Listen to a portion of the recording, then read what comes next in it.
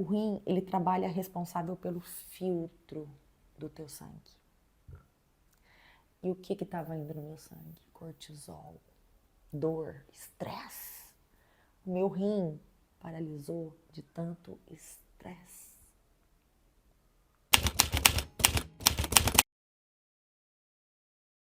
Que me lembra Samantha foi exatamente uma cena aos 4 anos, me despedindo de Campinas.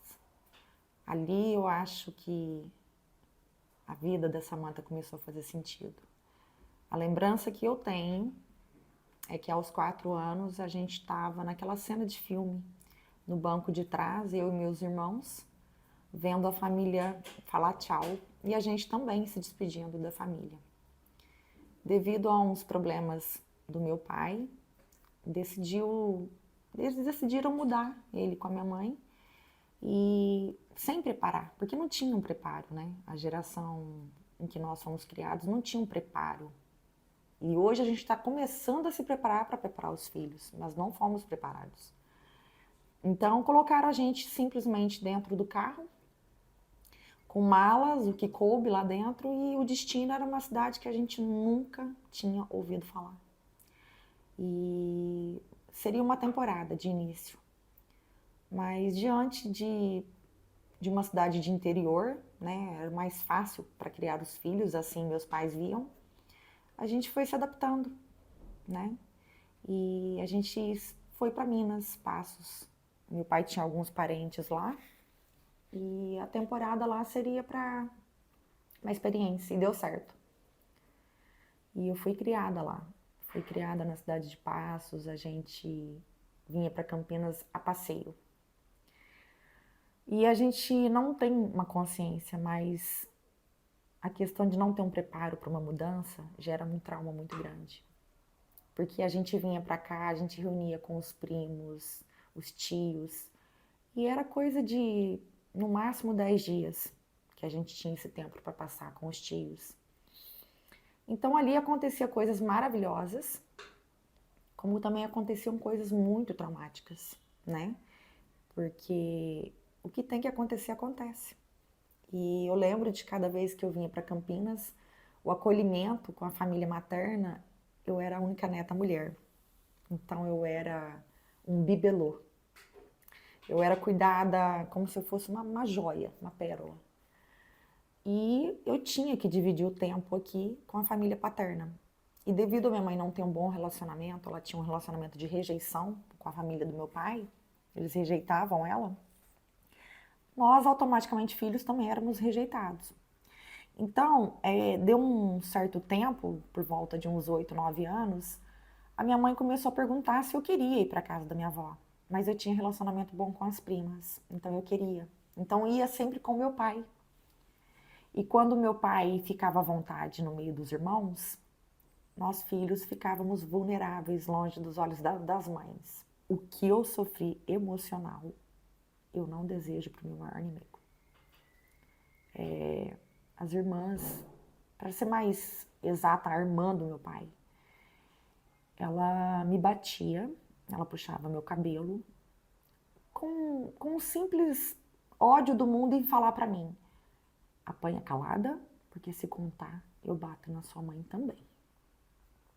E eu era uma criança, eu achava que minha mãe não tinha por que apanhar. Então eu apanhava calada. No meio de uma brincadeira, ela me puxava pelo braço, me levava para um quarto, para um cômodo. E ali ela colocava a dor dela em mim. Só que aquilo não me parava. Aquilo era algo que me dava combustível. Quanto mais mal ela fazia para mim, mais vontade de viver, fazer arte eu tinha. E aí a minha mãe começou a notar algo diferente em mim. Mas não era algo que eu machucava as pessoas. Era algo que me tirava o medo. Eu era uma criança que eu não tinha mais medos. E um dia ela comentou com uma tia minha, que era a irmã da minha mãe: tenta ver o que está acontecendo com a Samantha, porque para mim ela não fala. E eu vim da casa da minha avó bem sequelada, só que nesse dia eu já tinha marcas. Nesse dia ela cortou meu cabelo, essa minha tia. Meu cabelo era muito lindo, cheio de cachos, por sinal igual ao seu. e o da filha dela não. Então não dava para o meu cabelo ser bonito e o da filha dela não. Não dava para minhas unhas serem grandes com a idade que eu tinha. Ela me levou para um cômodo, cortou as minhas unhas, cortou o meu cabelo. E diante de um cenário de todo mundo apoiando aquilo, eu tive que ficar calada e não reagir. Meu pai, ele ficava na roda de baralho, de carta com os tios. Eram os reencontros de família, né? Então, mutuamente, as crianças ficavam juntas, os adultos mulheres e adultos homens. Só que ela concentrava em mim, porque minha mãe não estava. E a gente fica vulnerável sem a mãe. E meu pai entendia. Ah, cuida igual tu cuida de todos. A filha... Era tipo isso. Meu pai entendia como um cuidado. E nesse dia eu cheguei, e aí eu desci do carro, eu lembro da cena. Minha mãe vindo de encontro e falando, cadê o cabelo da minha filha? E eu falei, ela cortou. Só que eram 5 tias. A minha outra tia, irmã da minha mãe, veio e falou, fala o nome, só o nome. Quando a minha tia me pegou pelos ombros e falou, fala o nome, eu me senti tão agasalhada, tão protegida. E eu falei, foi a tia e dei o nome, né? Ela de imediato me colocou atrás do carro dela com o marido dela. E a gente foi para casa da minha avó, meu pai ainda estava lá. E ela falou, quem fez isso com ela? Ela queria ouvir uma confissão. E ela de imediato correu pro fundo e todo mundo ficou tipo fazendo uma muralha. E nada impediu minha tia de pegar ela e dar uma surra nela ali. E aí eu entendi o quê? É assim que resolve os problemas. E aí nasceu uma criança que se sentiu protegida com a agressão. Foi muito melhor do que aguentar todos aqueles abusos calada.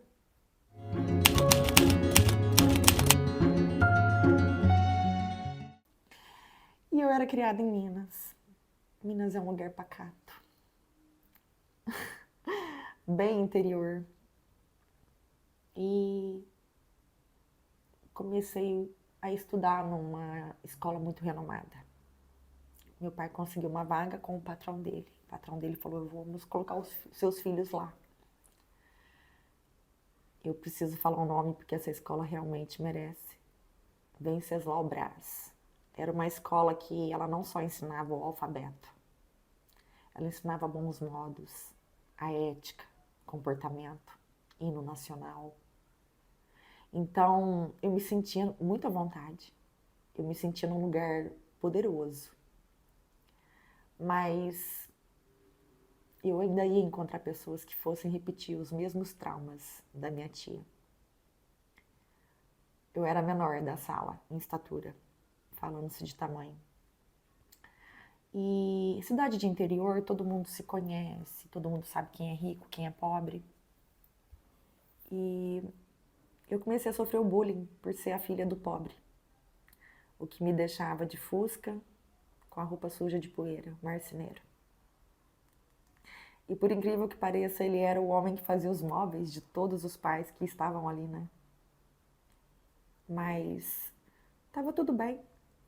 Afinal de contas, qual bullying da escola seria maior do que a agressão física e psicológica que eu sofria com a minha tia? E na escola comecei a ser rejeitada pelo tamanho, pelos cachos, que depois que cortou o cabelo vieram ainda mais lindos.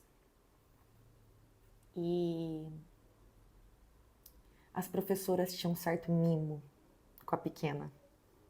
Era a primeira carteira, a primeira da fila. Eu me incomodava de ser a primeira em tudo. Eu queria estar na turma do fundão, a turma da bagunça. Mas o meu tamanho tinha que me colocar à frente de tudo. E eu era tratada até pelos meus amigos como um bibelô, a pequenininha. E eu não me via tão pequena. E eu me lembro da professora Cida Bacil, ela era uma mãe para mim na escola. Ai de quem cometesse alguma coisa na frente dela. E aí planejaram fazer a maldade durante o recreio, né? E aí fomos brincar de pique-pega. E a Samantha não era a menininha que brincava de Barbie. Ela não era. Ela era a menina que brincava de pique-pega. Talvez a mais veloz da turma. E aí vieram 2 amiguinhas, é assim que eu as via, e falaram, O Daniel é nosso namorado, não o seu. E eu, tudo bem, pode ficar com ele. Mas ele estava correndo atrás de mim, no pique-pega. E se me pegasse, me beijava. Eu tinha só 7 anos. Lógico que eu queria correr daquele pique-pega. E antes que ele me pegasse, uma me segurou e a outra me empurrou. E o mais gostoso é que eu estou prestes a me libertar fisicamente do que esse trauma me causou. Esse cortezinho aqui, ó. Havia uma árvore plantada no pátio da escola e uma colocou o pé na minha frente, automaticamente eu caí de cara e ali eu desmaiei, porque eu estava correndo, né? Então imagina, quando as crianças viram uma outra criança deformada no chão, porque eu quebrei o nariz, inchou, sangue para todo lado, e automaticamente aquilo causou um impacto na escola. Foi assustador. E eu lembro da Cida Bacil vindo, me pegando no colo, me apertando, como se ela fosse a minha mãe. E ela falando, vai ficar tudo bem, minha pequena. E me levou para a diretoria. E pediu para ligar para o meu pai. E eu lembro da diretora falando, não. Primeiro ela tem que ficar bem, vai limpar esse nariz. E com muita rigidez. E ela cuidando de mim. E eu lembro do meu pai chegar. O dinheiro sempre falava mais alto. Meu pai, financeiramente, não tinha como calar ninguém. E aí, a hora que ele chegou, ele falou, o que vocês fizeram com a minha filha? Eu não tinha me visto no espelho. Ele falou, o que vocês fizeram com a minha filha? E aí eu vi ele, eu falei, papai, foi a hora que eu fui falar os nomes, a diretora, não foi ninguém. Você caiu sozinha. Porque as meninas que me empurraram eram filhas de pessoas de nome na cidade. Mais uma vez, tentando me calar, né? E eu lembro que meu pai era uma pessoa que resolvia tudo na base da porrada. E eu não poderia falar. Naquele dia eu me calei. E aí no hospital o médico perguntou como que foi que aconteceu, explicou porque ele precisava saber os exames que ele ia ter que fazer. E aí eu lembro que foi feito um raio-x, estava tudo muito bem, estava tudo ok. E meu pai chegou em casa, e isso deveria ser, acho que umas 3 da tarde, era o meio da tarde.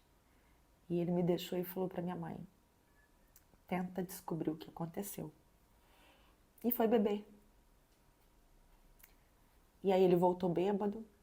E eu lembro da minha mãe tendo que cuidar de mim deformada. Ela chorava todas as vezes que ela me via.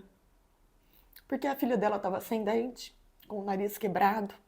E ninguém sabia se eu voltaria à fisionomia. Porque financeiramente falando não teria como consertar. Eu me lembro que o meu nariz tinha um formato bem arrebitado. E minha mãe olhava nas fotos. E eu só lembro dela orando. Senhor, a minha filha não precisa. E aí eu lembro dela orar. Alguns dias depois, conforme o nariz foi desinchando e eu comecei a ter visão, porque o nariz inchou tanto que eu não tinha visão. Quando eu comecei a enxergar, eu recebi a visita das duas. O ser humano é muito cara de pau desde pequeno. Fui recebendo visita ao longo de todos os dias. Me fez muito bem, por sinal. Se as pessoas tivessem noção do quanto é importante na enfermidade. Mas eu já tinha mais importante a minha mãe e meus irmãos. Eu lembro que todo mundo me servia. Era tratada como a rainha. E nesse dia minha mãe sentou e falou, a reação dela foi diferente hoje, Edson. Quem que veio? Aí eu falei o nome das duas, meu pai. Eu vou pegar o pai delas. E aí eu achei aquilo estranho, porque não foi o pai delas que me empurrou. Aí eu falei, mamãe, mas não foi o pai delas. E minha mãe conseguiu ter Edson, você não pode sair querendo pegar e matar o mundo. Tenta ver com ela o que seria melhor. E meu pai chegou em mim e perguntou, para amenizar, o papai quer ficar bem te olhando, o que eu preciso fazer? Aí eu falei, eu quero meus dentes de volta. Eu quero meu nariz de volta. Mal sabia eu que a hora que o sangue descesse ia ficar tudo preto. Mas já era praticamente fim de ano, quarta série, formatura. Eu precisaria frequentar a escola para fazer as provas. E aí eu comecei a me olhar no espelho e eu falei, não tá tão mal assim. Mas eu tava com muita dor no peito. Eu tinha me tornado uma pessoa ranzinza. E aí eu fui para a escola, fiz as provas finais de cabeça erguida. Todo mundo me olhava estranho, mas todo mundo também... Ninguém teria aquela coragem. Eu já me sentia diferente, eu já não era daquele lugar. Tudo bem. Fiz as provas finais e pela minha oratória, desde pequena ser boa, e a minha dicção, e a minha fala, e a minha leitura, eu acabei sendo a oradora da turma naquele ano. Tava ali, eu descobrindo o meu dom pela primeira vez. Eu orei para todas as turmas, palestrei com apenas 9 anos de idade, e logo depois de um trauma. E o que ressignificou todo esse bullying foi ver a minha mãe na primeira fileira, me aplaudindo, rindo muito. E aí eu pensei, eu acho que eu sou do tamanho que eu penso que eu sou. Então, quando foi para ir para o colégio, já na adolescência, meus irmãos já estavam lá me esperando. Um muito comportado, nota 10. O outro, nota 7. Mas era o dono da escola. Então eu cheguei chegando. Eu era irmã do Juninho e do Netinho. Peguei um pouco de cada. O comportamento da bagunça de um e as notas boas do outro. E o tamanho lá já não incomodava mais. Lá eu já era vista como uma pessoa grande. Porém, assim que meus irmãos saíram, eu cheguei na quinta série com eles. Sexta série, nenhum dos dois já estava mais lá. Então eu decidi que eu teria que ser a pessoa agressiva para ocupar meu espaço e não ser agredida lá. E ali começou. Se mexesse comigo, no final da aula ia ter briga com a Samantinha. E sempre tinha, sempre. Graças a Deus. Eu ali nunca tinha apanhado. Graças a Deus. Acho que eu já tinha apanhado o suficiente na infância, né? E aí tomei a fama dessa mantinha que ninguém podia mexer. Enquanto estava pela escola, horário de manhã ou de tarde, estava tudo bem. Tive um relacionamentozinho no final ali do oitava para primeiro colegial, que eu não me interessava em meninos. Eu tinha a minha masculinidade muito aflorada.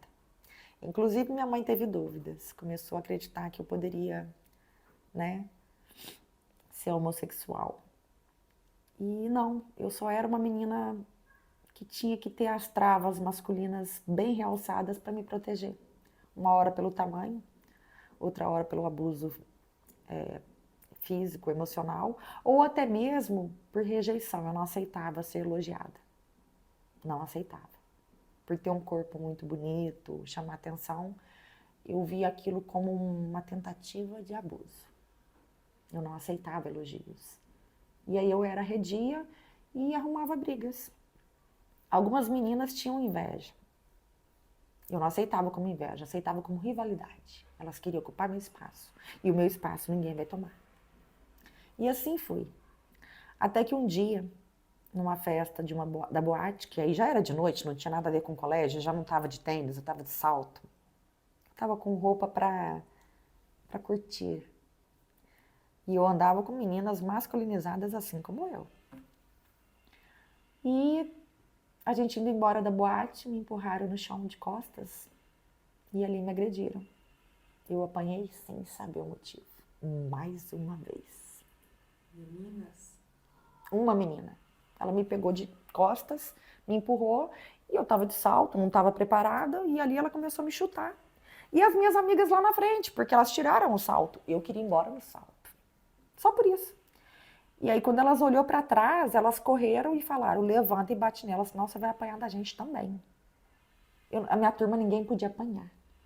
Todo mundo era sofrido e machucado assim como eu. A gente se entendia. E, infelizmente, naquele dia, eu acho que veio a dor da infância e da adolescente somada. Porque a forma com a qual eu bati nessa moça, infelizmente, a sensação que eu tinha é que eu era uma assassina. Eu não bati nela com uma briguinha de menina, de puxar cabelo e tapinha. Eu peguei ela pela nuca, aqui nas costas, aqui, e eu dava com a cabeça dela no poste e na porta de um bar. Eu revezava. Pá. E eu fazia aquilo, e não parece que eu era daquele tamanho. Parece que eu era uma gigante. Porque ela era um pouco maior do que eu. E quem vem pra te bater tá preparado. Eu não tava, só que a minha reação não foi só pra ela, coitada. Foi uma reação diante de tudo que eu tinha vivido. E eu deixei ela desmaiada na esquina, toda com a cabeça cortada e muito sangue. E eu olhei e minha amiga falou, você matou ela, corre.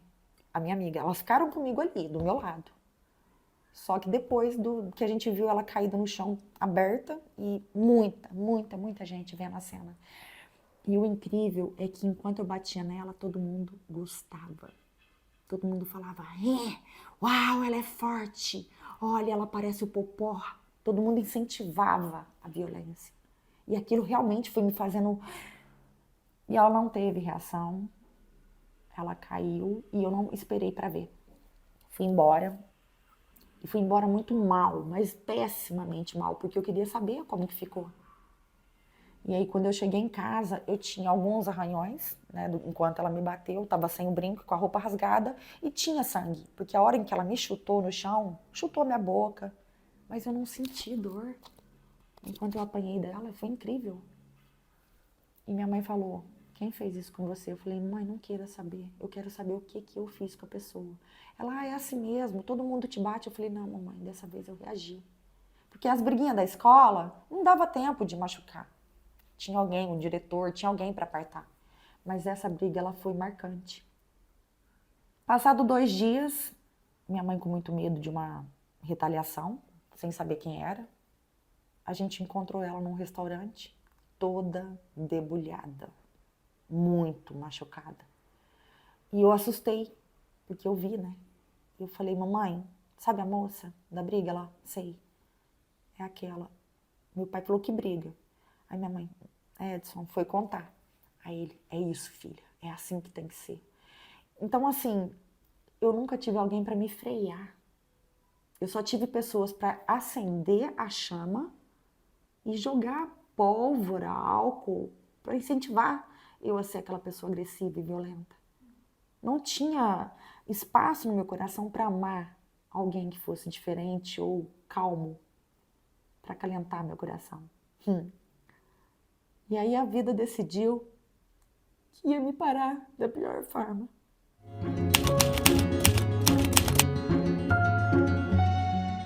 Teve um bom momento antes do pior, que foi o tal de cocriar. Eu comecei a me preparar para encontrar o homem da minha vida, porque depois disso eu me senti muito máscula. E aí eu vim a conhecer o pai dos meus filhos. Só que a gente só se via, às vezes um beijinho, ficar. Quando você tinha? Eu estava fazendo 18 para 19 anos. Onde vocês se viram? Se conheceram pela primeira vez? A gente se conheceu, foi na Crisma, encontro de jovens, crismando para casamento. Então ali eu acreditei. Se eu estou conhecendo na Crisma, é um homem de Deus, tanto quanto eu quero, e temos propósitos. Quando eu conheci ele, ele falou para mim que há muito tempo ele já me observava e falava, eu ainda vou ter um filho com ela. Ele falava.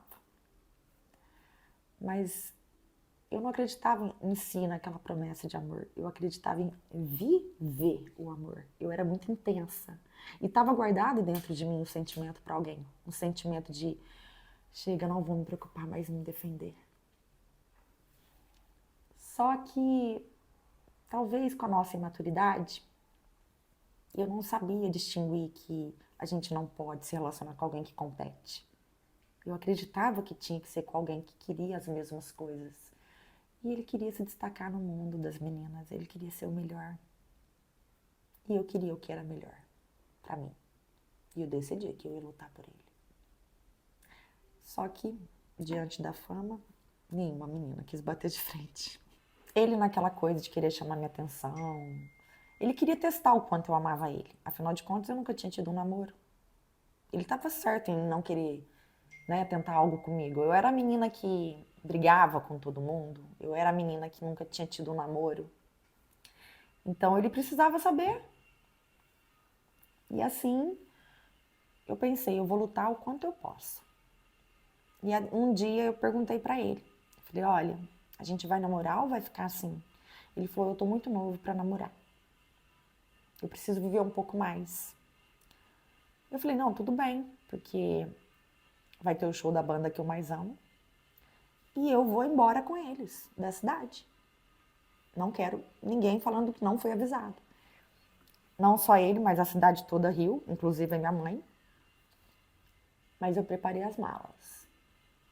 E no dia do show do Charlie Brown, exatamente, 2004, outubro, eu não tenho certeza agora se foi dia 9 ou dia 12 de outubro, acho que foi dia 9 de outubro. Eu com a malinha pronta, toda donzela, tatuei o pé, tá? Escrevi Charlie Brown Jr. para esperar a banda. Mamãe, eu vou passar uns 3 ou 4 dias com eles na estrada. E ela olhava para mim e falava, menina louca. Eu ia pra escola e falava, galera, vou faltar da aula segunda. Menina louca. E comece o show. Onde eu tava? Em cima do palco. Não menos. A banda que eu mais amava? Eu, Samantha. Assisti o show da banda que eu amava. No meio da multidão? Não. Imagina. E tinha sempre uma louca junto, né? A Denise, se você me fizer assistir o show lá de baixo, não olha na minha cara. Eu falei, O show começou, tava eu, do lado esquerdo do palco. Mas eu não me contentava em assistir só o show, porque toda banda tem um preferido. E o meu preferido tinha que me levar embora com ele. Como assim? Eu amava ele. Amor platônico, só porque ele é famoso e eu não? Ele era o famoso dos palcos e eu era a famosa Samantinha. E durante o show, nada mais, nada menos do que eu olho para baixo e vejo o meu amado beijando uma amiga minha. Eu tinha poucos segundos para pensar. Pulo e quebro a cara dela e pego ele, ou fico aqui e vou embora com o Charlie Brown? Lógico que eu fiquei no palco. E é lógico que o Champion e o Charlie Brown não iriam me levar com eles. Não tinha nada programado. Falei, como que eu vou convencer eles a me levar? Como que eu vou mostrar que eu tenho sanidade mental para isso? Bom, eu já era maior de idade. Minha mãe estava avisada, embora ela não tivesse acreditado. O telefone eu já tinha roubado do meu irmão para colocar dentro da mochila. Então teríamos meio de contato. Vamos embora. Peguei minha mala, que estava embaixo do palco, lá escondidinha, e fui atrás da banda. E o Champion, veja bem, a gente já tirou foto, já deu autógrafo, show no palco. Como assim você vai embora com a gente? Eu falei, se eu não for embora com vocês, eu vou ter que aguentar a vergonha da cidade. Qual o problema de vocês carregarem uma fã só para ver o próximo show, um tour? O que vocês fazem de errado que eu não posso acompanhar? E ele viu uma lógica naquilo. Ele viu uma lógica e falou, acho que a banda também estava há poucos dias de separar, né? Então talvez eu fosse uma Yoko no meio deles. E assim foi. Foi maravilhoso conhecer eles por trás dos bastidores. Foto? Foto eu tirava até deles piscando. E aí eu vi que uma história na vida daquela Samantha, ela curava todas as dores das antigas, porque ela começou a falar e ela fazia acontecer. Ela não pedia para ninguém, mas ela tinha argumentos fortes para convencer. E aí eu acreditei que eu ia embora para sempre. Minha amiga ficou encarregada de avisar para minha mãe. Falei, pede para ela ligar no telefone do meu irmão, porque meu irmão não sabia que eu tinha roubado o telefone dele, né? Naquela época, alguém para ter celular tinha que ter um nome limpo, tinha que ter um olerite legal, para ir lá na loja, tirar um celular, pagar em 1000 parcelas. E eu roubei este aparelho do meu irmão. Ele era grande, Telemix celular, mas graças a Deus funcionava. De repente, meu telefone toca, o meu não, do meu irmão, na mala. E ele, nossa, você tem telefone? Eu falei, não, eu roubei do meu irmão. E eles só vão me encontrar porque eles estão preocupados com o aparelho, não comigo. Peguei o telefone e tava lá o número do meu pai. Oi, pai. Não, eu tô na casa da Denise. Daqui a pouco a gente tá aí. Mas por que você tá com o telefone? Não sei o que aconteceu, pai. Passa pra mamãe. Agora imagina uma mãe receber uma ligação assim da filha. Mãe, eu tô com o Champion, tô com o Charlie Brown, tô bem, tá? Ninguém estupra, ninguém mata, pode ficar tranquila. E eu vou voltar sã e salva pra casa algum dia. Aí ele olhou pra mim e não falou algum dia. Depois de amanhã. E eu, não, algum dia. Mamãe, ele vai casar comigo, eu sei que vai, né? E ela, filha, eu não posso. Tá bom, filha, que bom que você tá bem. Daqui a pouco eu te ligo, tchau. A minha mãe, eu acho que ela segurou pra não morrer naquele momento. Porque era verdade. A filha dela foi embora. E se aqueles malucos decidem não devolver a filha dela? Não tinha história de fugir com o circo? Mas a minha filha fugiu com o Charlie Brown. Tá. Isso porque eu prometi pra banda que eu nunca iria contar a história pra não vir à tona. Mas eu acredito que agora já não faz mal, né? Só uma pergunta, o Chorão tava? Tava. Todos estavam. Eu não tive contato direto com o resto da banda.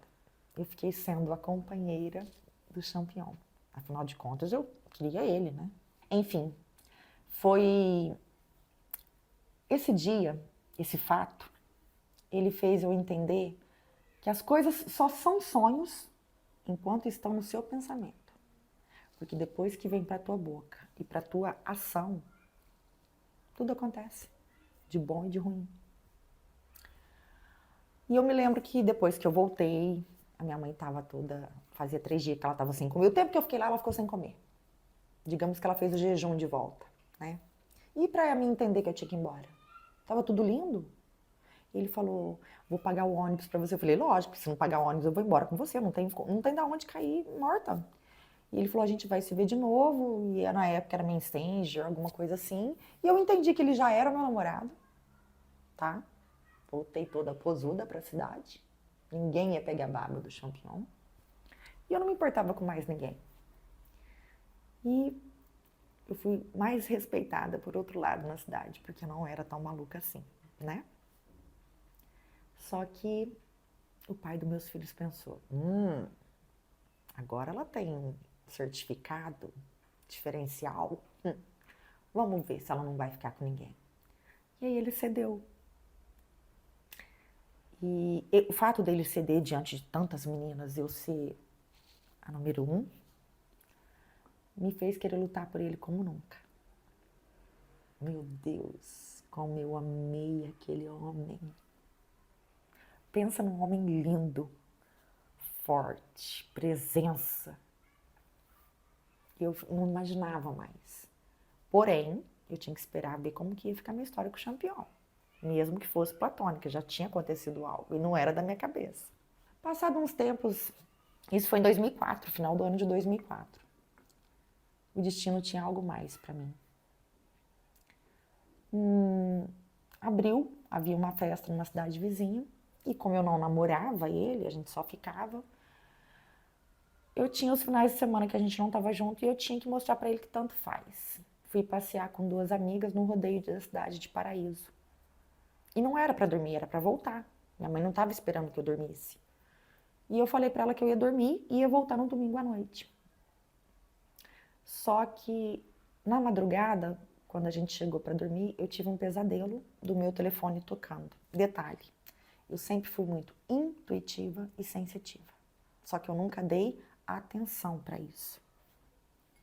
O telefone no sonho tocava, eu atendia e era uma tia falando, a sua melhor amiga morreu, a tua mãe tá morta. Esse foi o sonho, o telefonema do pesadelo. E quando eu acordei, eu falei, gente, eu preciso ir embora agora. Minha mãe pediu pra mim não dormir aqui. Minha mãe morreu. E as meninas, Samantha, foi um pesadelo. Não tem telefone, nada tocou. Tá tudo bem. Contei pra elas durante o dia. Enquanto eu não fui embora, eu não tive paz. Cheguei na minha casa, cadê minha mãe? Não tinha ninguém. Parecia um pesadelo de verdade. E aí eu corri, lembrei que eles gostavam de ficar numa pizzaria dia de domingo. Cheguei com meu pai e minha mãe, abracei ela muito forte e falei pra ela, me desculpa de te desobedecer. Ela falou, foi ruim, né? Eu falei, o pesadelo foi. Não me deixa. A intuição queria que eu me aproximasse tanto dela, pra mim me ressignificar em tudo que estava por vir. E foi um mês maravilhoso. Eu fiz as unhas dela, eu arrumei o cabelo dela.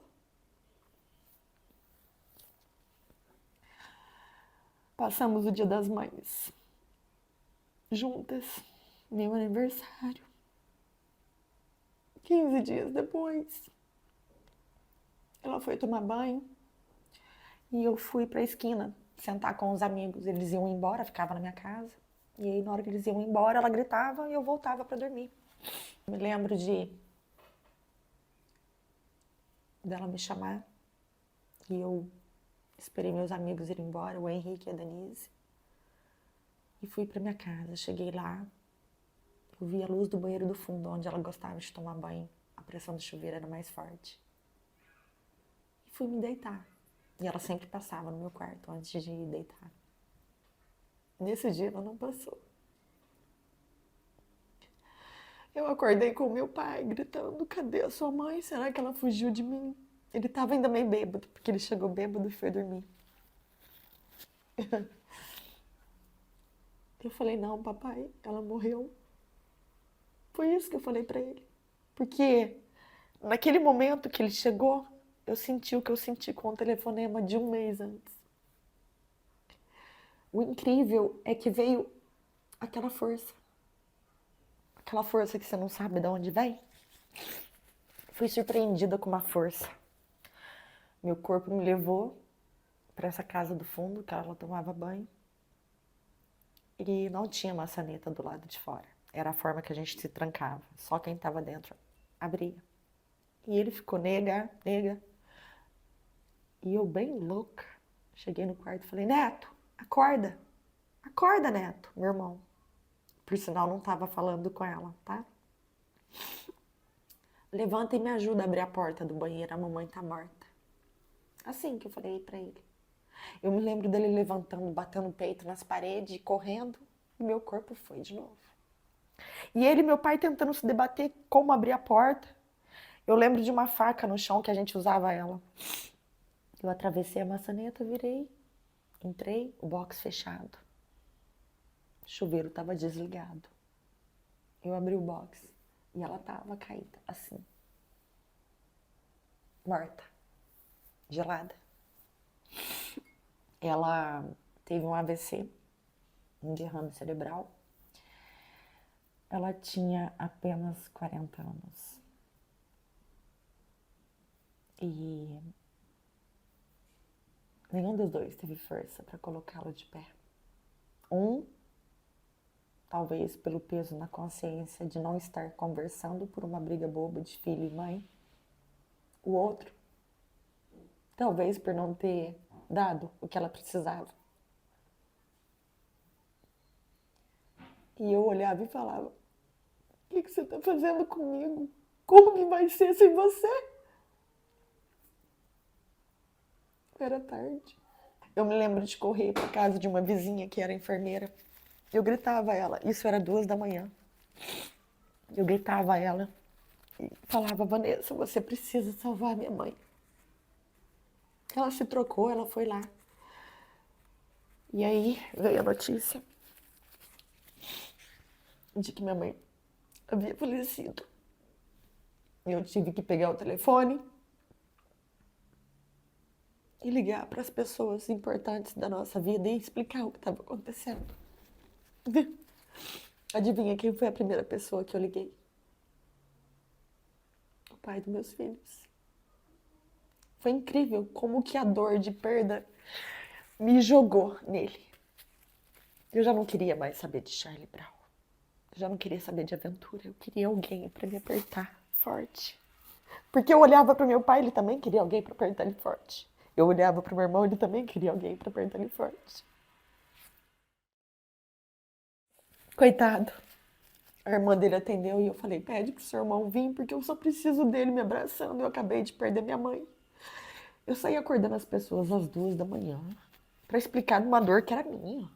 Eu fui muito egoísta naquele momento.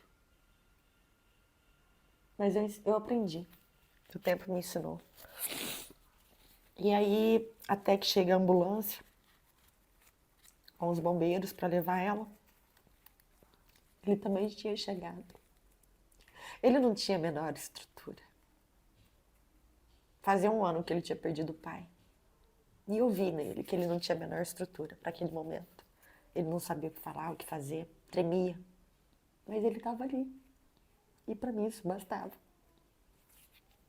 Eu olhei para ele e pensei, oh, você é meu de mais ninguém. Eu só queria uma família naquele momento.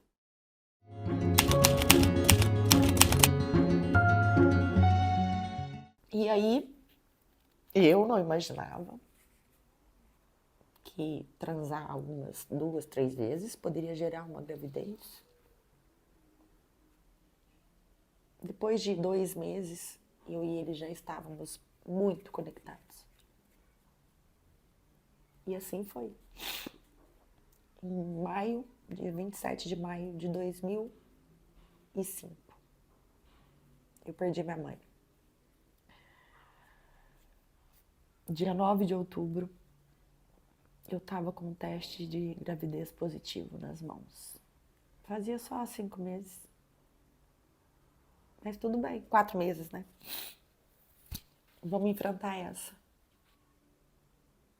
E infelizmente, ele pediu para me tirar. Ele não estava pronto. Ele era o caçula. É o caçula.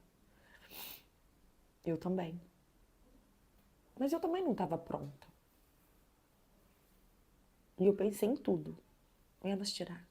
Eu pensei em tirar a minha vida. A minha.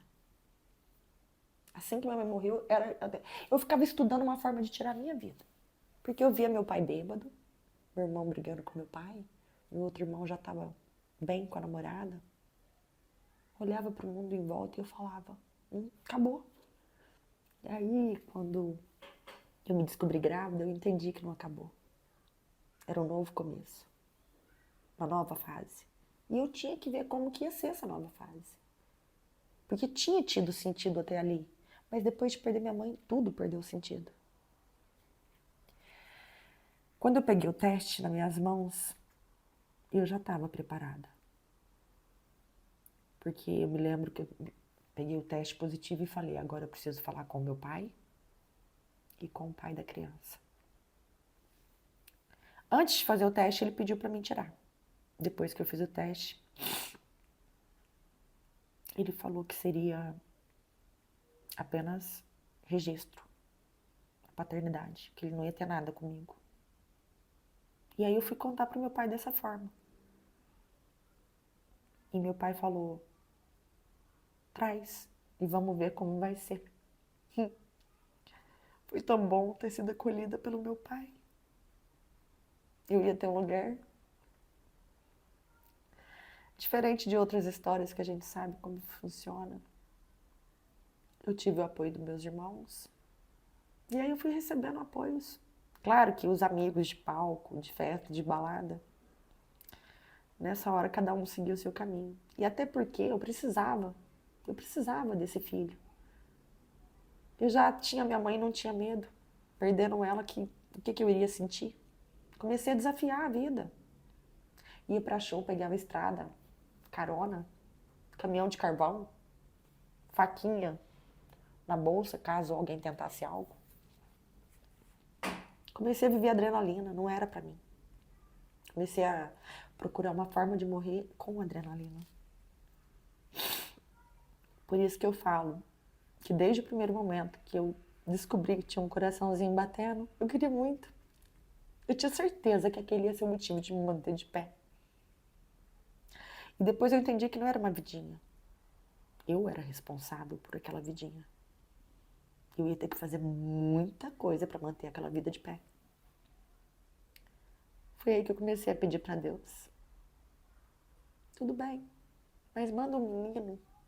Não me manda uma menina. Uma menina que vai apanhar da tia, que vai apanhar. Me manda um menino grande, forte, corajoso. Eu não vou deixar ninguém abusar dele. E maravilhosamente, uma gestação... Eu não considero até hoje que foi sozinha. Eu não tive o apoio do pai, eu não tive fotos grávida com o pai. Ele tinha muita vergonha de mal ter uma relação com aquela menina e ela já estar grávida. Mas eu carreguei de cabeça erguida. Eu era mimada pelos amigos. E eu tinha em mente que ia ser parto normal. Parece que eu era meio sadomasoquista. Eu procurava sentir a dor. Eu sempre busquei a dor. E aí, a avó dele falava, não, parto normal você não aguenta, você é pequena. E eu falei, você não sabe o tamanho. Foi 17 horas de trabalho de parto.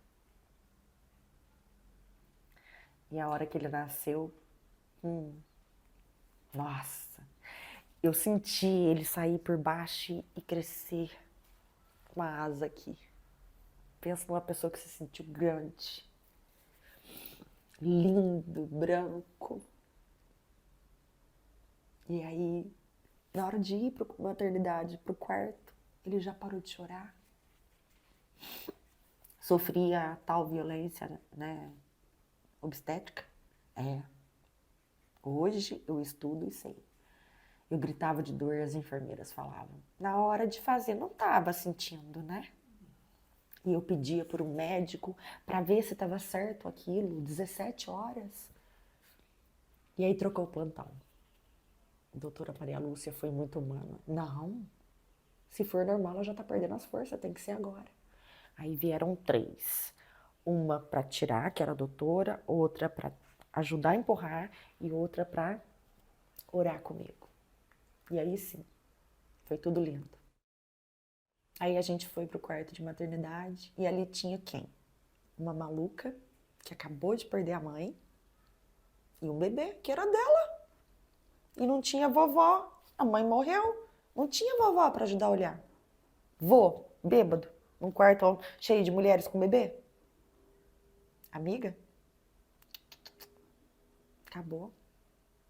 A mãe de uma amiga, Sandra, maravilhosa, maravilhosa, acompanhou o parto todo.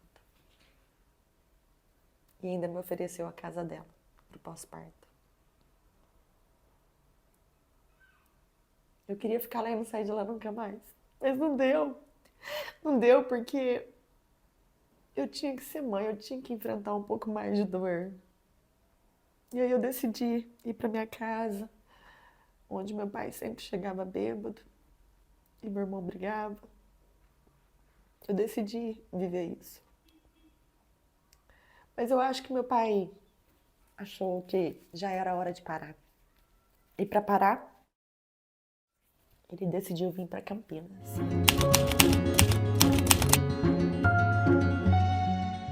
Durante a gestação, ele não era participativo em questão de acompanhar com os exames. Ele não era participativo em andar para enxoval, para nada. Mas a gente namorava. Eu ia na casa dele todos os dias à noite, quando ele me buscava. E a gente fazia planos do nome do filho. Inclusive ele queria o nome dele, do pai dele. E ele sentia meu filho mexer na barriga. Mas eu fui muito traída. Ele não tinha orgulho de andar de mão dada comigo. Ele não tinha orgulho de falar que tinha uma namorada que estava grávida, que ia ser pai. Tudo bem, eu respeito, é a forma dele pensar. Mas quando eu comecei a saber que ele estava com outras meninas, e isso era intervalo de hoje eu não tô com ele, aí ele sai com alguém, amanhã eu tô com ele. E eu perdoei, 1, 2, quantas vezes foi preciso, porque eu queria. Eu queria ele, eu queria minha família. E eu também escutava que eu tinha que aceitar. Não era traição, a gente nem era casado. Assim eu entendia. E aí eu fiquei morando, né, com meu pai, meu irmão e meu filho. E ele com a mãe dele. E quando meu filho inteirou 6 anos, que eu vivia correndo atrás, né, uma forma de ser independente. Eu já estava sendo manicure, que aí eu podia fazer e carregar meu filho comigo. E aí eu consegui uma casa pelo CDHU, para mãe solteira. Quando teu filho tinha 6 anos? Isso. Mas e enquanto vocês foram Namoro assim, desse jeito. Só namorando? Eu dormia aos fins de semana com ele na casa da mãe dele, e dia de semana eu levava a minha vida na minha casa com o meu filho. Com o meu filho. A família dele dava assistência, comprava fruta, roupa. Só que era assim, namoro. E aí quando eu conquistei a casa, minha vida, mãe solteira, o meu pai já estava bem estruturado aqui em Campinas, parou de beber e me deu toda a estrutura. Mobiliou a minha casa com móveis finos planejados, marceneiro, tudo do bom e do melhor. E foi meio que inevitável ele não aceitar a proposta. Eu falei para ele, ou você entra comigo nessa casa como meu marido, pai das crianças, ou... Você já tinha mais de um? Não, na verdade eu planejava, né? Eu planejava. Ou a gente termina. E aí ele entrou comigo. E aí eu tive certeza que ia dar certo. Meu filho estava com 7 anos. E aí eu parei de tomar remédio para poder engravidar. Lógico, se eu já estava com o pai do meu filho, já tinha um filho, eu tinha uma casa e um trabalho, que era em casa de manicure. Por que não mais um filho? E aí eu comecei com os problemas renais. E esqueci de não tomar remédio, esqueci de tomar remédio, esqueci até de ser mãe de novo, porque veio uma nova rotina de uma mulher casada.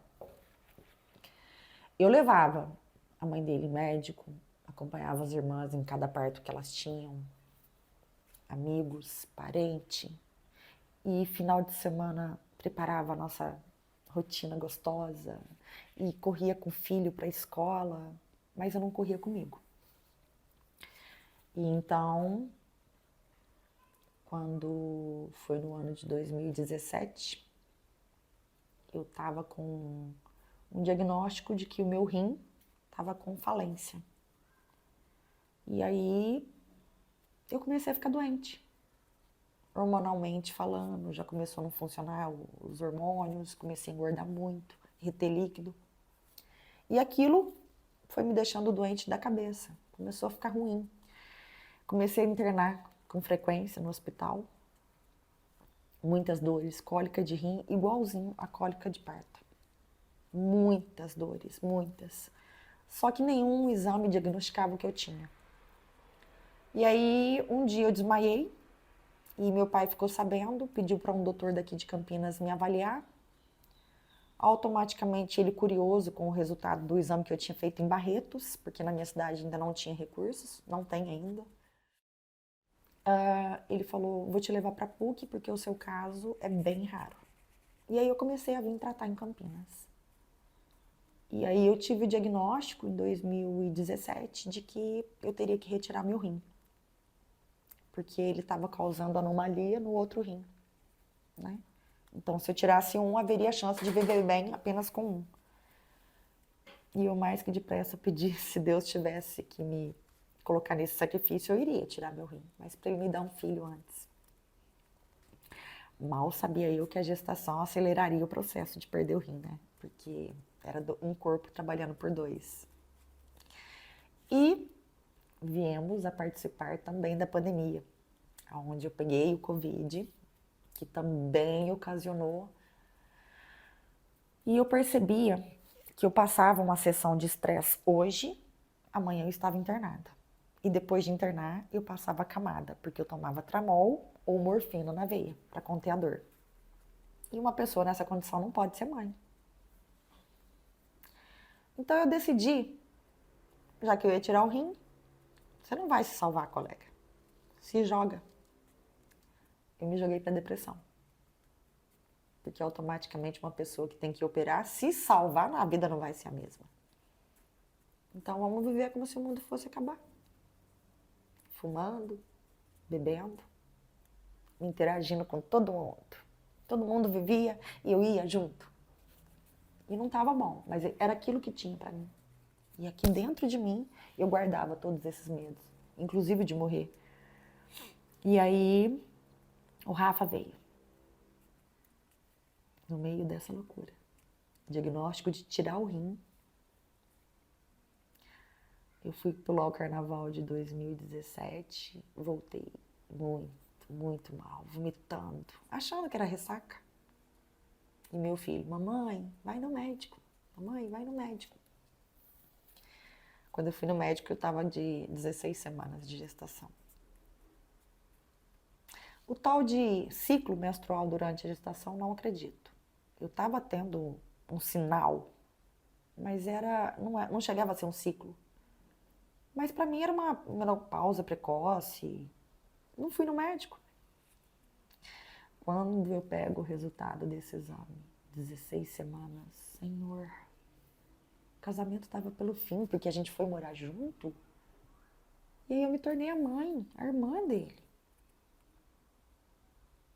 Ele não me queria, eu queria ter ele, eu fiz tudo para ter ele.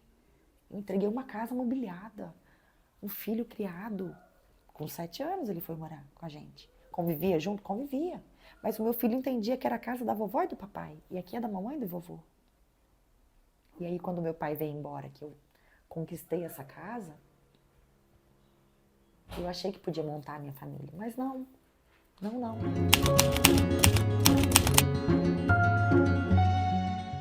Eu já era uma pessoa, se é que você me entende, devido a tudo que ocorreu na minha vida, eu via a vida em condições. Quando eu era pequena, eu apanhava na condição de ficar calada. Quando eu era adolescente, eu resolvia na condição de bater. E a menina Samantha adulta, para ter o amor da vida dela, tinha que ser na condição que ele oferecesse. E toda vez que eu cobrava algo, você me conheceu assim. E ele tinha razão. Eu conhecia ele daquele jeito, eu vi o jeito que ele tratava a mãe. E era o jeito dele. Ela mesma falava. Ele é assim e não muda. O pai era assim, não mudou. Como que ele tratava? Na frente de pessoas, hoje, agora, para um café, abraçado, beijando. Mas entre 4 paredes era nos gritos. Tudo discordava e grito e vá. E para mim aquilo era novo. Eu não convivia com aquilo. Meus irmãos não tratavam minha mãe assim. Mas eu não sabia do tal. Observe o tratamento com a mãe, será o mesmo com você. Que eu pensava, mãe é mãe, mulher é mulher. E aí o meu relacionamento virou maternal com ele. Eu tentei de tudo. E claro que hoje eu tô contando a minha versão, ele tem a dele, né? Mas eu pegava sempre referência de bons relacionamentos. Pelo menos o da minha madrinha com o marido. Aí ela falava, compra uma lingerie e prepara à noite. Eu era aquela que mergulhava de cabeça quando eu queria. Me aguarde.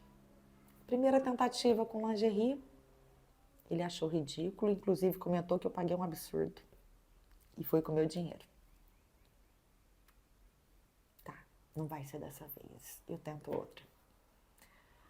Vamos de enfermeira. Ficou louca de vez. Como que sobe alguma coisa olhando pra isso? Porque eu já era louca, então tudo ficava cômico. Acho que era difícil sentir prazer comigo, né? Por mais que eu tivesse uma aparência agradável, era difícil de um homem, porque eu era cômica mesmo. Isso eu tenho que admitir. E aí a gente começou a brincar e ver aquilo na irmandade, o sexo começou a ir embora, o libido. Outra criança recém-nascida. Pandemia. Que homem funcionava eroticamente na pandemia?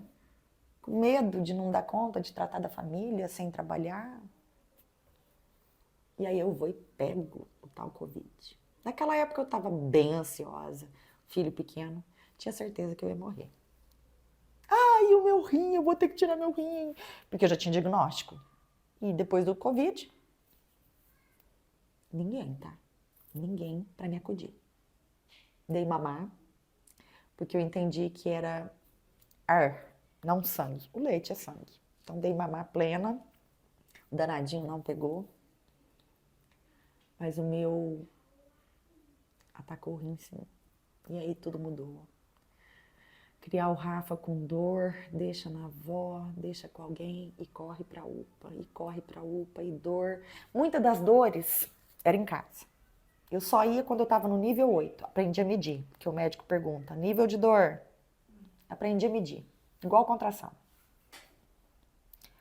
Quem vive com a dor da contração constante, cólica de rins, igual eu, Qualquer outra dor, a gente passa de letra.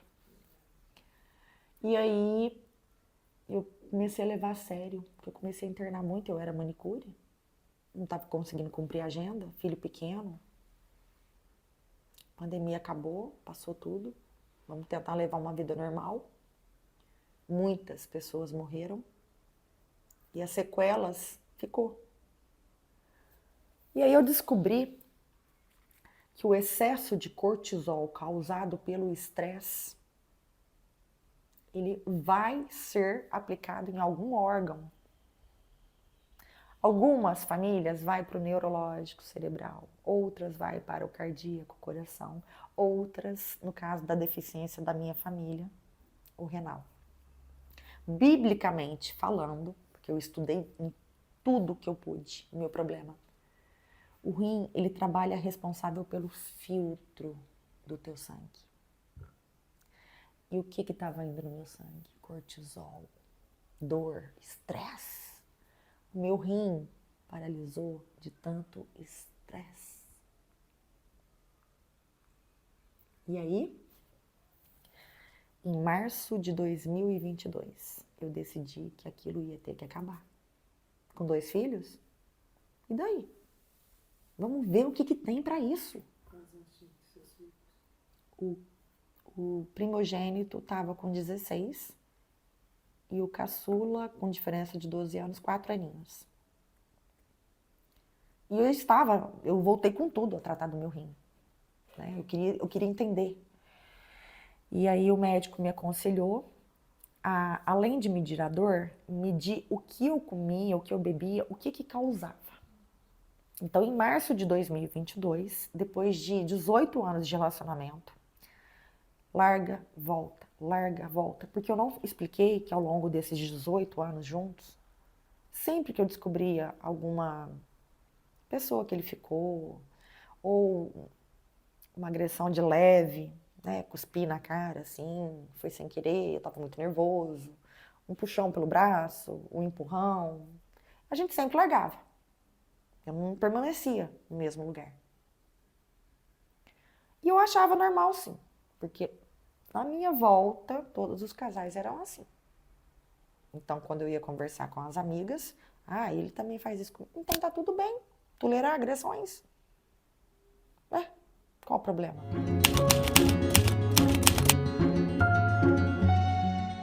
A questão das traições, eu considero traição o simples fato de não ser respeitada. Porque foi assim que você me conheceu. Se eu tivesse conhecido uma pessoa agressiva, ríspida, ou que flertasse com outra na minha frente, com certeza eu ia ter a opção de escolha em não querer me relacionar. Mas eu vivi traições de todas as formas. Desde uma mensagem no celular, uma não, várias. Na época do Orkut, tá? Orkut, eu peguei a primeira traição. Foi com uma prima dele. Como meu pai morava em Campinas e eu tinha que vir visitar sempre. Eu gostava, né, de vir visitar meu pai. Quando meu filho completou 2 anos, eu vim visitar meu pai e a sensitiva sentiu uma febre muito forte. Porque seria a primeira vez que eu me afastaria do pai do meu filho. Afastaria de cidade, né?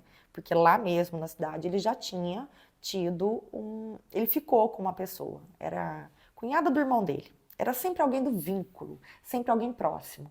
Para que depois eu descobrisse e ficasse cercando ele para impedir que outra acontecesse. Aquela coisa do ego. Então, a primeira vez, meu filho tinha em torno de 1 ano e 2 meses. A gente não, né, eu ficava com ele, dormia com ele aos fins de semana, dia de semana, ele ia na minha casa, eu ia na casa dele. Com o filho, tá? Então, meu filho foi criado entendendo que os pais namoravam. Então, como a gente namorava, qual o problema dele ter ficado com ela? Foi o que eu ouvi da família dele. O cara é bonito. Solteiro, novo. Falei, mas ele não é solteiro, a gente namora. Enquanto for assim. E aí eu entendi que haveria outras. E aí eu fiquei em estado de alerta, ansiosa. E aí comecei a cobrar meu máximo de mim. Eu tinha que trabalhar muito, enquanto o filho estava na creche. Eu colocava meu filho na creche. Creche Caritas, foi a minha família, meu apoio. Colocava ele das 7 às 4 para trabalhar, para ter meu dinheiro, para ter meus cuidados, porque eu não era mantida por ninguém. E também para mim ter o dinheiro para levar meu filho na praça, afinal de contas o pai tinha vergonha de acompanhar a família. Meu filho não podia vestir uma fantasia do Homem-Aranha. Não, é ridículo isso. Então eu ia sempre sozinha com meu filho. Vez ou outra, quando a gente voltava depois de uma pisada de bola, aí ele era o companheiro. Só que só naquela recém-voltada. Mas depois já... Sempre sozinha, sempre. E tá tudo bem. Ele trabalhava, cansava. E ele tinha que jogar bola, ir na academia. Né? Como que ele ia se manter? Quando ele ficou com a cunhada do irmão, que era uma pessoa que eu sempre via, aquilo doeu. Doeu.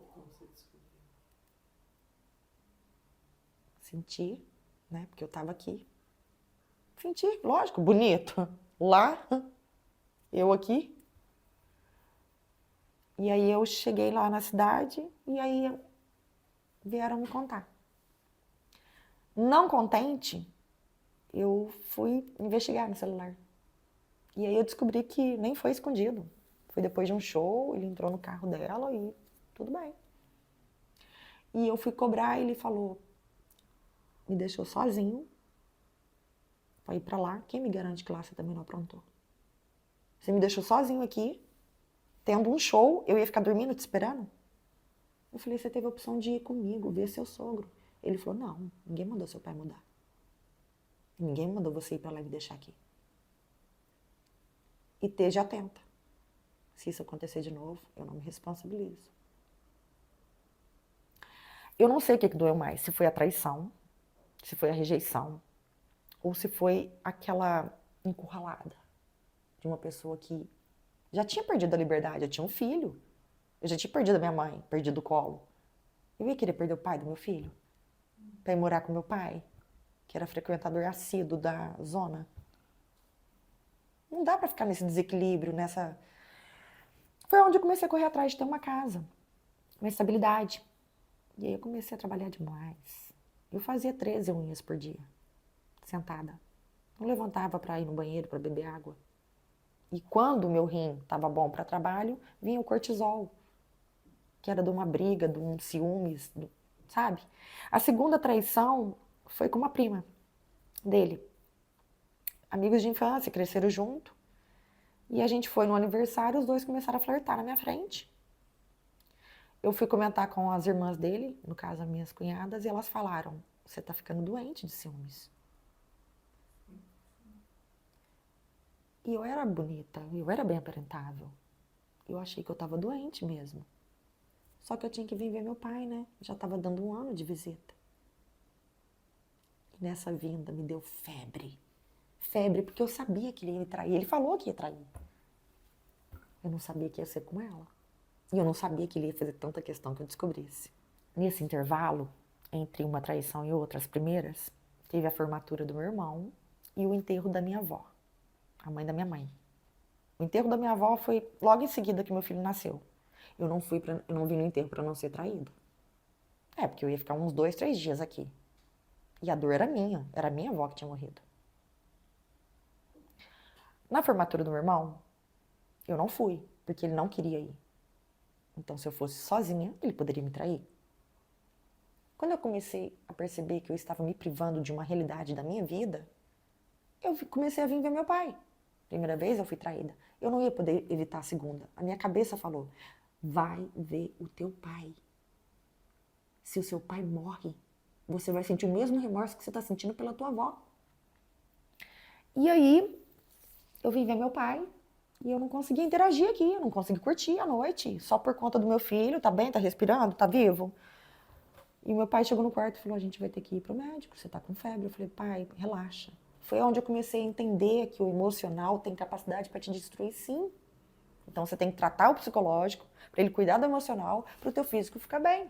Ele foi me receber na rodoviária com um beijo muito seco. E a mãe dele era doente pelo meu filho. Então não era uma coisa atrás de mim. O meu filho era a nossa ponte. E aí eu peguei o celular dele. E aí eu encontrei mensagem de SMS, combinando o ponto, o lugar. Depois eu vi a escrita, fui confirmar com um amigo e tá tudo bem. Foi isso mesmo. Eles ficaram. Inclusive, na hora da conversa, eu li que ela foi para Campinas? Ele falou, foi, mas mesmo que ela estivesse aqui. Eu estou louco para ficar com você. Detalhe que quando eu abri o Orkut e vi essa mensagem, ele acusou que foi o amigo que usou o Orkut. E o amigo chegou na mesma hora. E aí teve aquela coisa de foi ou não foi? E a irmã chegou e todo mundo, você tá louca. Quando foi concretizado e provado que eles ficaram, olha, tá, tudo bem que eles ficaram. A irmã dele falando pra mim. Mas vocês não são casados. Então o que eu queria? Casar. Porque casada não ia ser traída. Então vamos correr atrás de uma casa. Consegui a casa, o marceneiro, móveis planejados. Fomos pra minha casa? Fomos. Já tinha um marido, filho, tudo. Acabou de vez a relação. Acabou de vez. Porque aí a rotina, o cansaço de ambos, o tesão, as tentativas de uma fantasia, de uma noite de núpcias. A gente tinha uns amigos que eram casados também e que, dia dos namorados, faziam a junta dos casais. Aí a gente reservava uma mesa e sempre, dia dos namorados, ia a turma. Nos 2 primeiros anos morando nessa casa, a gente foi. Do terceiro pra frente, eu já percebi. Ah, essa turma nada a ver, não tem nada a ver com a gente. Não, eles têm dinheiro, a gente não tem. Começou a fazer acreditar que eu era pobre, porque era um bairro de comunidade carente. As casas da mãe solteira saiu. E eu era uma pessoa que razoavelmente tinha uma vida legal. A melhor casa do pedaço, sabe? Mas ele começou a me fazer acreditar que, por eu morar ali, era só eu que merecia morar ali. Ele não. Ele estava comigo, mas ele não. E aí veio aquela coisa do pertencimento. Eu comecei a apoiar ele a ser o dono do comércio, que ele trabalhava para a irmã. E aí, quando meu filho nasceu, o segundo filho caçula, eu exigi dele que ele parasse de ser funcionário e viesse a ser dono do comércio. Que eu acreditava que a gente ainda não tinha dado certo por causa do financeiro. Essa é a desculpa que eu ainda me dava. Depois de muita luta, eu deixei claro, acho que ele deve ter falado para a irmã, ou vocês me passam o ponto, que não faz mais falta para vocês, mas para mim vai ser tudo, ou ela vai separar de mim. E como ele era o laranja da irmã para tudo, cederam essa parte, negociaram, passaram para ele o ponto, ele pagou muito bem pelo ponto. E aí eu vi ele um homão. Aquele amor não acabou não, renasceu. Ai, ele como dono da própria loja, nossa. E ele ainda foi aprender a ser técnico de conserto de celular, que estava no auge. Eu falei, agora sim. Mulher versus cifrões, dá muito certo. O amor renova. Já comecei a programar viagens, cruzeiro. Um dia vai ser viagem com a família, o outro vai ser só eu e ele de lua de mel. Eu já vou preparar a cerimônia também. Vou usar um vestidinho. Meu pai ainda tá vivo, dá pra ele me levar para o altar. A festa? Eu mesma vou fazer o bem casado. Porque ainda tinha esse detalhe. Eu bancava de confeiteira. Vendia bolo nos meus horários vagos. E comecei a sonhar. Casa nova, móveis novos, vamos casar. Meu pai ainda me deu um carro. Ai, que ficou. O meu pai não sabe, mas ele realçou o tesão do meu casamento. Com todo o conforto que ele me deu. E a vinda do Rafa me deixou um pouco mais excitada. Porque é filho homem exige que você seja feminina. O meu filho, o mais velho, exigia a minha aparência. Mamãe, você tá linda. Mamãe isso, mamãe aquilo. Então eu comecei a me ver de novo. E assim que ele pisou na bola, ele chegou do jogo com o meu filho mais velho. E brigando com o meu filho mais velho como se os dois fossem dois adolescentes. Ele queria dar uma capacetada. Lógico que ele só ameaçou. Dá vontade de dar uma capacetada nesse moleque. Vai jogar bola com a gente, querendo fazer gracinha com um homem mais velho. E eu achei lindo meu filho dar um drible. O que pra mim era orgulho, pra ele era motivo de briga. Ele não incentivava, não apoiava. Saco cheio. Eu tava indo pra academia. Fazia uma semana que eu tinha começado. Talvez por isso o estresse do cara, né? E eu olhei pra ele na esquina de casa, na porta da garagem. Quem vai querer? Quem vai querer te comer? Com um palavreado bem chulo. Gorda desse jeito. Eu não te vejo como mulher. Pra que ele falou isso? Quem queria tava ali ouvindo tudo. Aí ele foi embora. Mandei ele embora. Ah, ele voltou pra trás pra pegar o cartão de crédito. Quero ver como é que você vai fazer sem isso aqui. Eu olhei pra trás e falei, mas eu tenho casa, carro. Meus filhos têm saúde. Pode ir.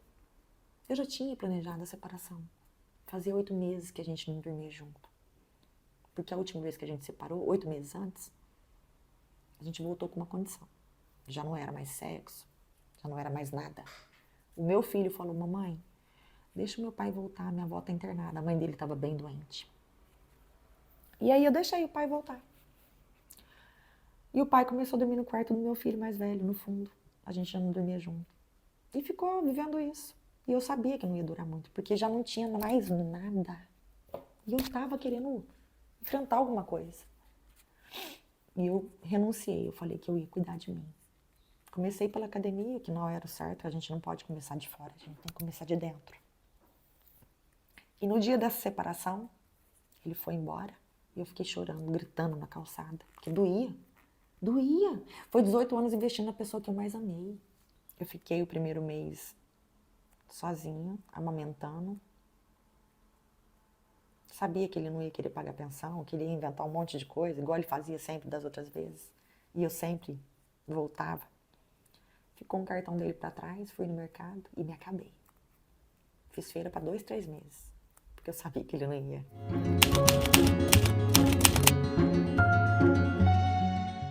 E aí eu senti algo diferente. Foi na época da Copa. O meu rim começou a falar, eu preciso sair, eu preciso sair. E eu comecei a desmaiar com as dores. Cheguei em Campinas para ser atendida na UPA, de emergência. Porque lá não tinha recurso a não ser medicação e voltar para dormir. E aí o doutor falou, vamos abrir isso agora. Só que nem abrir isso agora, tinha que ter uns exames pré-operatórios. E o doutor interteu naquele pedido, foi cuidar da vida dele. Eu fui para Passos, que é o hospital da PUC, fui para Passos fazer os pré-operatórios e cuidar de deixar filho aqui. E nisso, o compadre não queria me deixar. Queria participar desse momento da minha vida. Porque eles sabem que a gente que tem um coração bom, se você participa do momento traumático, ela não te abandona. Eu deixei claro. Eu não quero, mas se você quiser ficar, não vai ter condição. Deixei claro, porque eu sabia que algo ia mudar em mim. Se eu sobreviver, essa vida eu não vou levar mais, concorda? Eu tinha entregado os pontos, achei que eu ia morrer. E aí eu decidi que não, que nem ele ia ser. Sozinha. Comecei a procurar recurso, preparando morte, entregar casa, e filho de 16, e filho de 3,5, e preparando tudo. Porque se caso eu morresse, ia funcionar assim. Levou 4 meses para o hospital me chamar. Mas também a hora que chamou, foi urgente. Chamou agora para mim estar aqui amanhã. Então esses 4 meses foram 4 meses de agonia. Que dia? Mês que vem? Por fim, meu corpo aguentou a viver com agonia. Com ele parado aqui dentro. E aí cheguei para um procedimento que ia durar 2 horas. Durou 9 horas e meia. Até fazer limpeza, raspagem. Quantidade de pus do lado de um órgão que já estava parado. Detalhe. A filmagem diagnosticou 6 nódulos no rim direito. Então parece que minha história não ia acabar por ali. Fiquei aos cuidados da minha madrinha, a irmã da minha mãe, tia Vera. Nossa, que linda que ela foi. Ela queria ser mais do que ela já estava sendo, mas ela foi o suficiente. Precisei ficar na casa do meu pai 2 dias. Minha tia ia se ausentar durante o meu tempo de cuidados e eu ia precisar ficar na casa do meu pai por 2 dias. Eu não queria ir porque a madrasta já tinha falado que não era bem-vinda lá. Uma parte que eu pulei. E aí eu voltei da cirurgia, depois de 3 dias do hospital, fiquei na casa da tia Vera. Tia Vera precisou se ausentar, que ela tinha esse compromisso. Ela mandou marmitas para mim, me alimentar durante o tempo que eu ia ficar na casa do meu pai. E ela me recomendou, não come nada lá. Eu estava sendo dopada, medicação do hospital. Qualquer coisa que você colocasse na minha boca, estava tudo bem. A madrasta foi muito delicada, não foi nada daquilo que ela falou. Ela fez uma sopa. Com 4 colheradas da sopa, eu voltei para a UTI de Campinas. Parada cardíaca. E tá tudo bem. Meu pai me levou correndo. E essa parada cardíaca, eu vi tudo. Eu vi eu desfalecendo, eu vi eu voltando. Não deu tempo de ter nenhuma sequela. É uma outra parte maravilhosa da minha vida que eu vi que Deus realmente insistiu muito comigo e eu tinha que mudar mesmo. E aí, colocaram uma sonda. 4 dias depois, eu praticamente morrendo no corredor. Pedi socorro, só assim, porque eu já não falava. A sonda estava dobrada dentro de mim, perfurando meu estômago. Depois de receber 6 bolsas de sangue, eu ainda tinha que passar por esse processo do meu estômago cicatrizar. Não foi erro médico, nem negligência. Foi apenas uma enfermeira que falou para mim ficar quieta, porque ela estava ali para fazer o serviço dela e não era para mim ficar de mimimi. Socou a sonda, mas não fez o raio-x para saber se a sonda estava bem instalada. E me jogou num corredorzinho.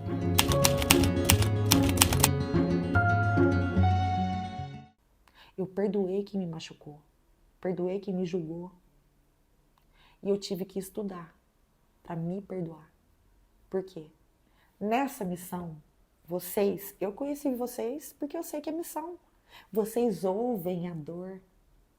Vocês expõem, quando a gente permite, para que quem esteja do outro lado assistindo, assim como eu assisti os vídeos de vocês, possa vir falar que independente do erro que a gente comete, sempre vai ter uma borracha, um corretivo, uma linha nova para escrever. Sempre vai ter. O que não pode ser feito é querer apagar e escrever em cima da mesma linha. É passar um corretivo e vir com uma caneta mais forte. Isso só causa mais dor em você e nas outras pessoas. Você acha que eu já não perdoei o pai dos meus filhos por ele não ter me amado como eu queria? Por a gente não ter se casado? Claro que eu perdoei. Graças a ele, lindo daquele jeito, eu tive meus 2 príncipes. Parece bastante com ele. Sabe? Eu tenho muito orgulho de olhar para os 2 e falar que mistura genética gostosa. E eu tenho as qualidades dele comigo. E não são poucas, não. Ele me fez rir. E quando ele me fez chorar, eu tenho orgulho de falar. Ele foi o homem que eu mais amei nessa vida. Essa vida que já acabou. Porque eu vou amar outro. Eu vou amar outro. Eu me ressignifiquei. Eu entendi que o meu lugar é lugar de mulher. Que eu posso e dou conta de tudo. Mas não preciso.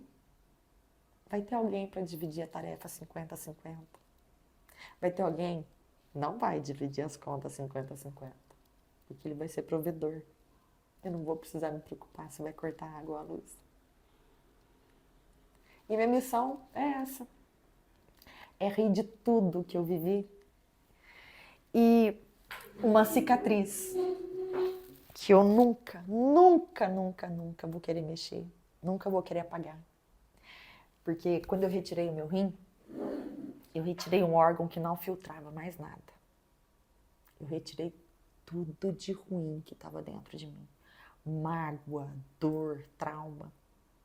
Aí se você me pergunta assim, você não tem vontade de vingar de ninguém? Quando eu fui vingar, deu ruim. Eu era suja tanto quanto. E agora, beirando os 40, que eu vou fazer 39, eu tenho motivo de sobra para comemorar. Eu quebrei o mal de hereditariedade, que é o problema renal. Todo mundo na família tem, inclusive meu filho de 18 herdou. mas o dele pelo menos tem cura, né? Tratamento. E é isso, as pessoas têm que se tratar emocionalmente, curar, perdoar, desde a infância, que vocês apontam isso, preparam a gente para contar. E contando a gente se recupera ainda mais para começar uma nova história, uma nova jornada. Ainda ontem nas minhas redes sociais eu postei: você começa hoje seu novo ciclo. Porque o mês de maio eu enterrei minha mãe. Mas depois de amanhã o meu filho vai fazer 19. E 3 dias depois eu vou fazer 39. Então eu não tenho que chorar pelo que eu vivi de ruim. Eu tenho que rir pelo quanto eu ainda tenho de bom para viver. Porque há 5 meses eu tô na cidade que me acolheu de coração, que eu amo Campinas. E aqui eu tô sendo ouvida por vocês. Tenho amigos radialistas de podcast na minha cidade que nunca me olharam, porque eu não faço parte da mata, né? E minha história talvez não seja tão legal. Eu sabia que eu seria ouvida por pessoas que sabem o significado de honra. E preparada para vir aqui e falar com orgulho da minha história, sem apontar ninguém como errado. Porque tudo isso aconteceu porque eu permiti. Eu permiti cair, ir para o fundo do poço. Eu permiti deixar de beber o vinho e o champanhe para beber a pinga.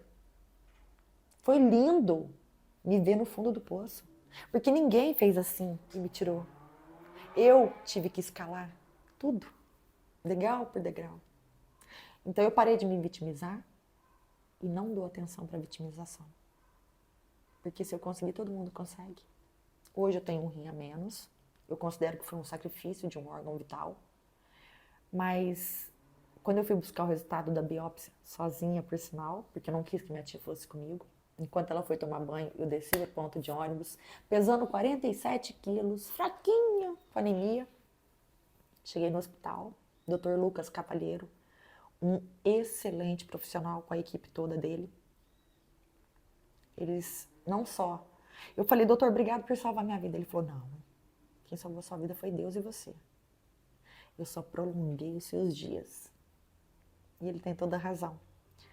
Porque quando a gente encontra profissionais da área, vocês me ouvindo, um médico querendo me abrir e tirar, é Deus que coloca pessoas que vão te levar para o seu propósito. Então, quando eu caí no fundo do poço, ninguém me empurrou. Eu vi o buraco, pulei para ver a profundidade. Eu só parei no fundo, eu não fiquei me debatendo. Eu deixei chegar lá no fundo, parar, acabar, praticamente parar. Então, tudo que você vive, você quer. Inclusive, dar um fim e recomeçar. Então, hoje eu tô aqui para contar essa parte da minha vida que começa e acaba com um final triste. Mas ela continua só com um final feliz. Só. Todos os dias eu vou ter problemas. A diferença é que eu aprendi a lidar com eles. E eu não durmo sem sorrir ou agradecer. Inclusive a vocês pela oportunidade.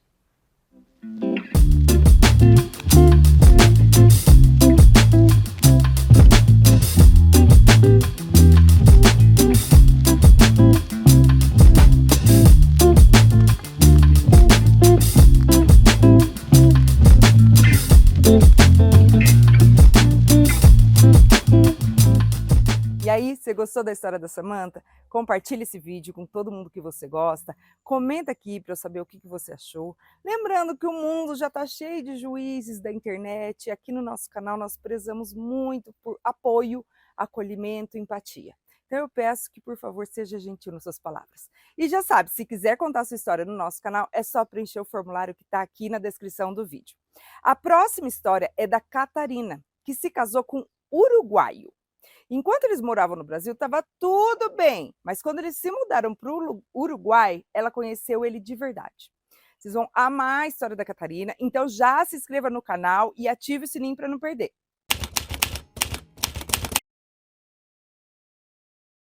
Ele me espancou. Foi a última vez que ele encostou em mim. Mas ele me espancou com minha filha nos meus braços. Ela tinha 8 meses.